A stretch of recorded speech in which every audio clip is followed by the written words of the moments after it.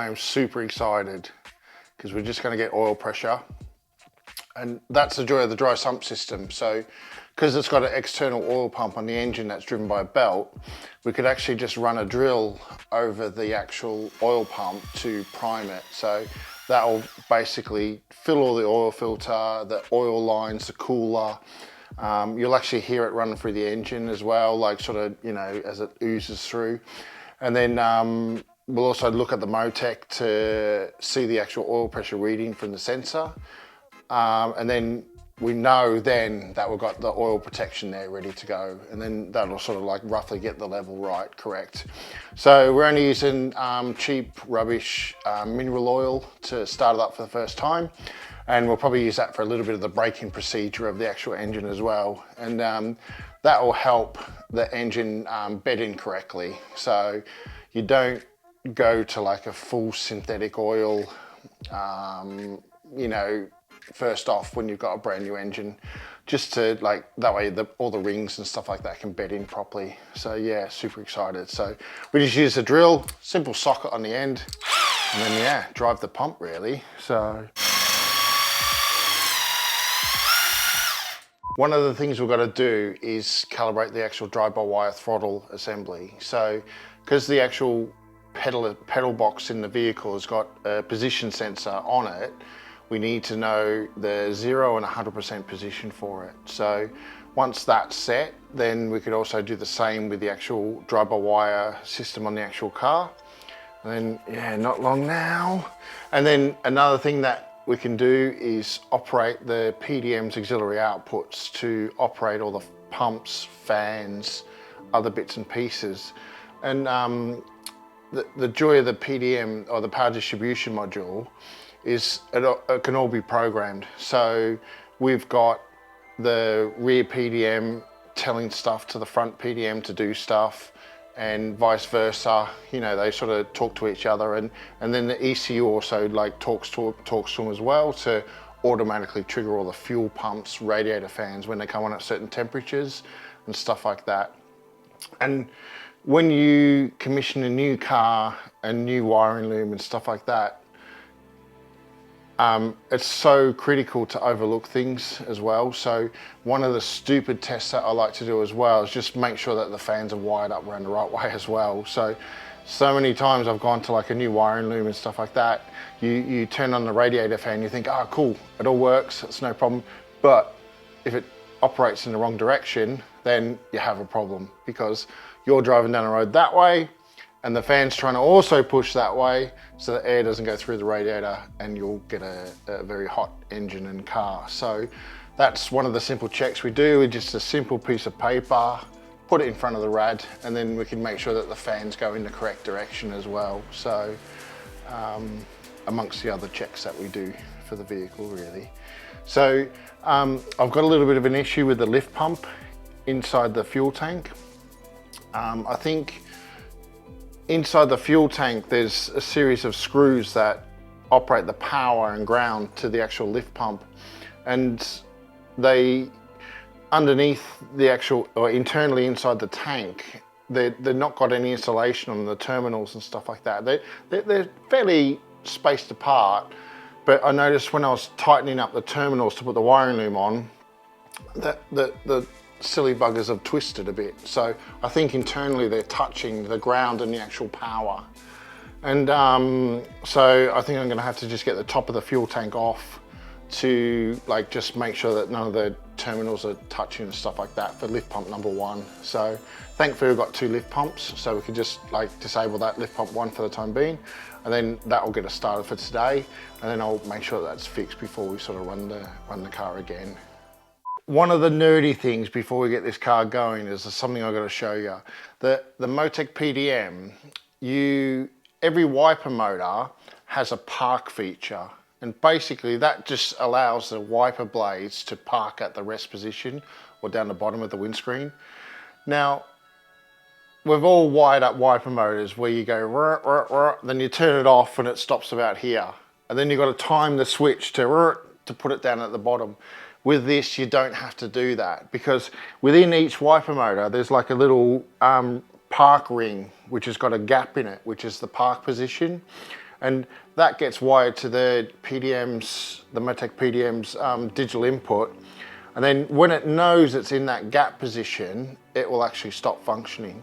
And so you could then have two conditions to turn on the wiper motor. You have one condition, if the switch is on, then the wiper will just go round and round and round and round. Then you have the other condition, if the wiper motor is false, okay? And so whenever it's on this certain ring, it will actually operate the wiper motor. And then when it sees the little gap, it will then go, okay, turn off. And then it will stop at the park position. And then your wipers will park at the bottom like a civilized road car.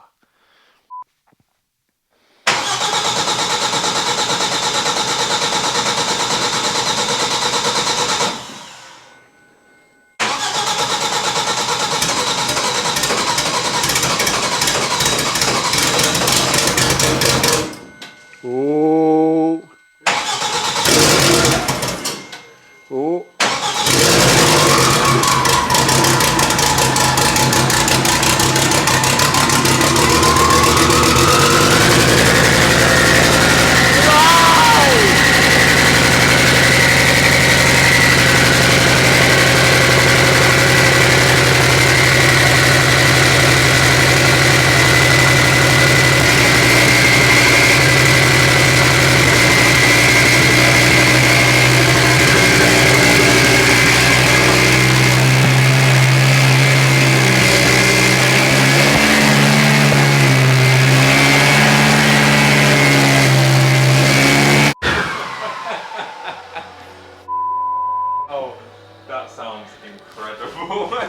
How good does that sound?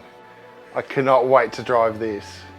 It does sound like a WRC car. It does, doesn't it? I mean, okay, we've got the exhaust like straight out, but I mean, that's kind of how it's going to run at Pikes Peak, isn't it? Straight out, because the Americans, the louder the better.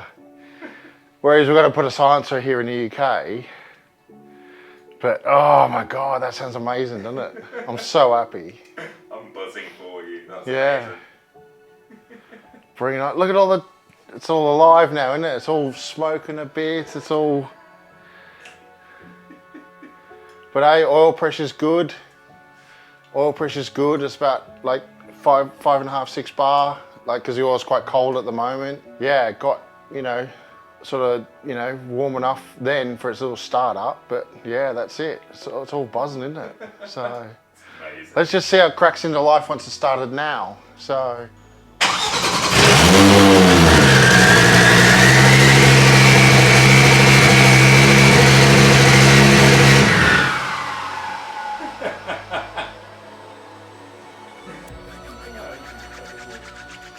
Let's get the wheels, let's bolt them on. Yep. Let's go do some skids. Right, we've just run the car.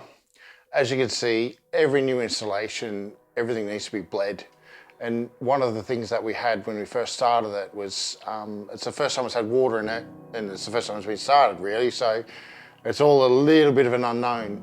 And one of the things we had, the temperature was rising quite quick and the water wasn't circulating within the cooling system. And to be honest, it was just a simple matter of it being bled. So you have a little bit of doubt, don't you? You make sure you operate the water pump correct way round, and then you also, you know, make sure that all the water's full in the system, and basically the radiator is not self-bleeding. So, you know, we've got a cap at the top of the radiator and we could just fill it direct. And so once I've done that, it's fine. It's all circulating properly now, and like we've warmed the car up now, and it's, you know, run for about 5-10 minutes, and the temperature's only like 50 odd degrees. So it's sort of, at least the water's circulating now.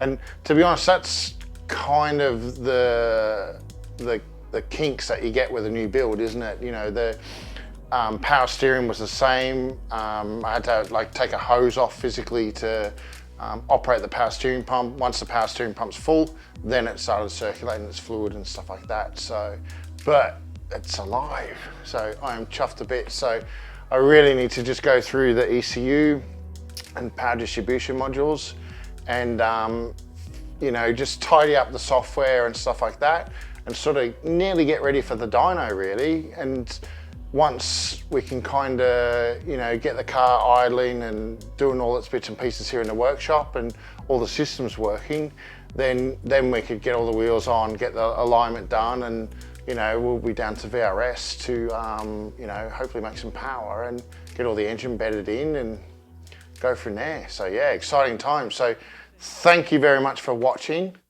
and I hope you enjoyed the sound as much as I did. And yeah, like and subscribe. And the bits from Motec have arrived. Yes, they did. And thank you very much, Motec.